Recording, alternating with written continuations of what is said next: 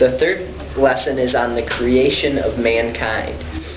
Then God created a man and a woman, Adam and Eve, and commissioned them to rule over his earthly creation, but told them not to eat the fruit of one particular tree. Compared to the other creatures, man was special because it says in verses 26 and 27 that God made man in his own image. So we were made in the image of God. Man has a soul that will last forever. Even after earthly death, our soul will continue to live. So God gave man the responsibility to rule over the animals. And in verse 7 of chapter 2, we see how Adam was made. God formed him from the dust of the ground, and then he breathed into his nostrils the breath of life, and man became a living soul. It's interesting to see that God breathed into Adam the breath of life, and also into scriptures, how the Bible was written. It was God breathed as well. So just interesting point to think about. We see that the garden was a beautiful place. The garden had the best trees to look at and the best trees to eat.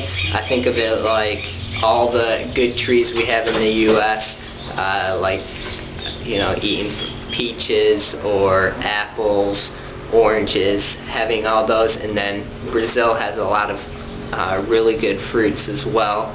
And having all that together in one place, just an amazing place where all of Adam and Eve's needs were provided for. God said there's only one tree that you can't eat of, and that's the tree of the fruit of the knowledge of good and evil. And that was in the middle of the garden. So that was the one command he gave Adam and Eve. And other than that, they could eat whatever they wanted, and all their needs were provided for. It's a beautiful paradise. They were living in a state of innocence. The last verse in chapter 2 says that they were both naked, the man and his wife, and they were not ashamed. So they were innocent. They didn't know sin. They didn't know pain.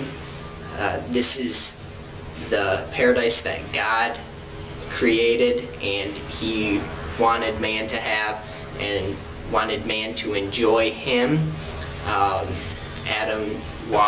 Adam and Eve walked with God in the cool of the day, and they had a relationship with God, a beautiful relationship with God, and it was exactly as God had created. But we see also from this lesson that he gave them a choice whether or not to eat from the tree of the knowledge of good and evil. For lesson 4, we go back to, we're not sure when this occurred, but it's before the next lesson. So we talk about Lucifer, who's Satan or the devil, and at some earlier time, Lucifer, originally a beautiful angel of God, led other angels in a failed rebellion against God and became known as Satan, the devil.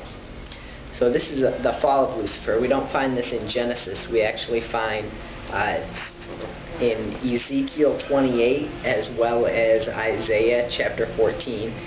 But Ezekiel explains a little bit more about Lucifer. He was an angel, and angels are spirits that are spirit beings that God created to worship and serve him. So Lucifer was an angel that was actually serving God, and he was actually a high-ranking angel. And it says in Ezekiel that, talking about Lucifer, it says, "You were the seal of perfection, full of wisdom and perfect in beauty. You were in Eden, the garden of God. Every precious stone was your covering." So he had a bunch of precious stones on him. I'm not going to read those because I don't know how to pronounce them.